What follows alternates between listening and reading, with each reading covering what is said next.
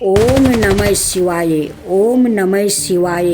भक्त जनों, आज आप सुनेंगे महाशिवरात्रि की पावन शुभ गाथा। प्रिय भक्तों, आज हम आपको सुनाने जा रही हूँ महाशिवरात्रि व्रत की अत्यंत पावन चमत्कारी व्रत कथा।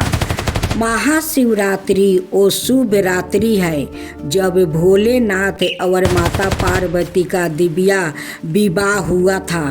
कहते हैं इस रात जो भक्त सच्चे मन से उपवास करते हैं, रात्रि में जागरण करते हैं और शिवलिंग का अभिषेक करता है, उसके जीवन से दुख दरिद्रता दूर हो जाती है और घर में सुख समृद्धि आती है।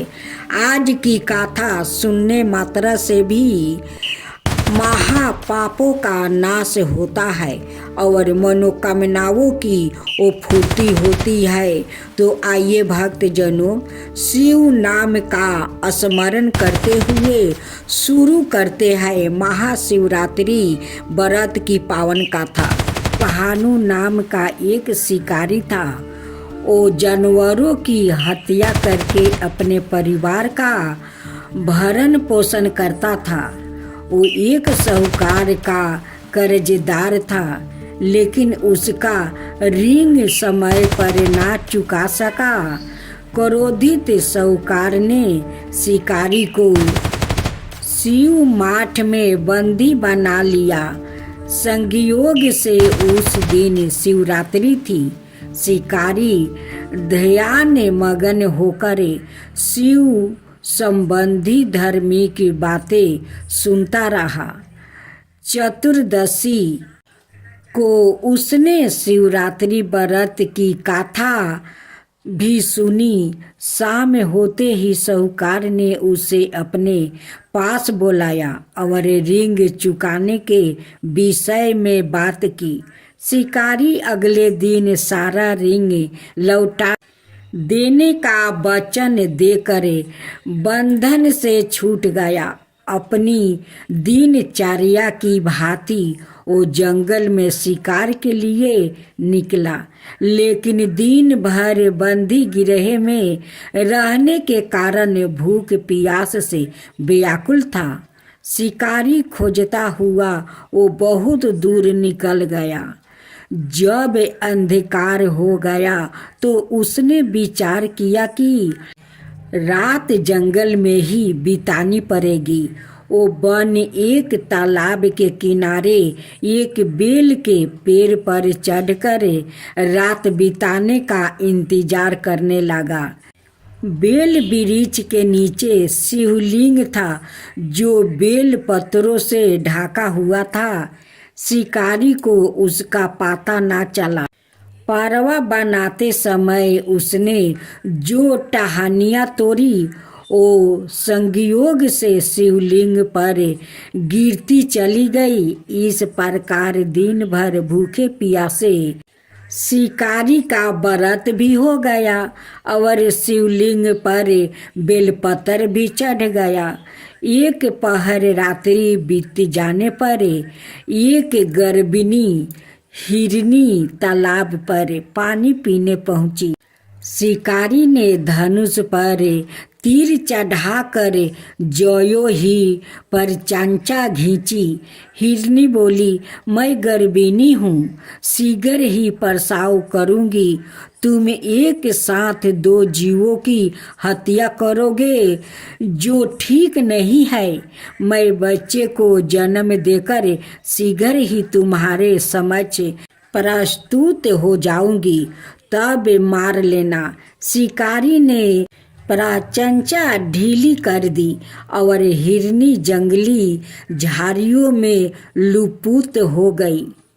परचंचा चढ़ाने और ढीली करने के वक्त कुछ बेलपत्र अनायास ही टूटकर शिवलिंग पर गिर गया। इस प्रकार उसे अनजाने में ही प्रथम पहर का पूजन भी संपन्न हो गया। कुछ ही देर बाद एक और हिरनी उधर से निकली। शिकारी की प्रसन्नता का ठिकाना न रहा।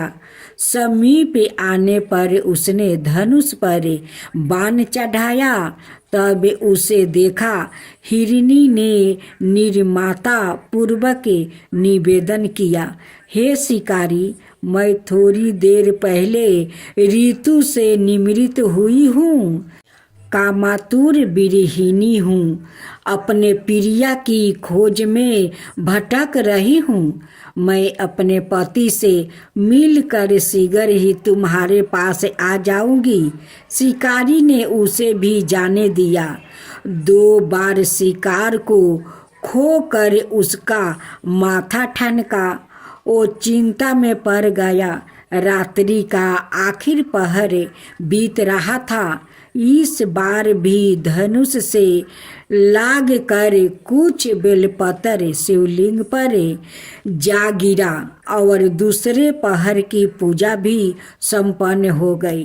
तभी एक अनाए हिरनी अपने बच्चों के साथ उधर से निकली। शिकारी के लिए यह भी अवसर था। उसने धनुष पर तीर चढ़ाने में देर नहीं लगाई। वो तीर छोड़ने ही वाला था कि हिरनी बोली, हे शिकारी, मैं इन बच्चों को इनके पिता के हवाले करके लौट आऊंगी। इस समय मुझे मत मारो। शिकारी हंसा और बोला, सामने आए शिकारी को छोड़ दूं? मैं ऐसा मूर्ख नहीं। इससे पहले मैं 2 बार अपना शिकार खो चुका हूँ। मेरे बच्चे भूखे प्यासे से बेगरह हो रहे होंगे।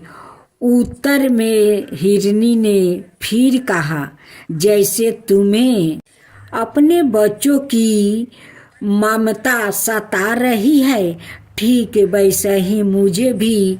हे शिकारी, मेरे विश्वास करो, मैं इन्हें इनके पिता के पास छोड़कर तुरंत लौटने की प्रतिज्ञा करती हूँ। हिरनी का दुख भरा स्वर सुनकर शिकारी को उस पर दया आ गई। उसने उस मिर्गी को भी जाने दिया।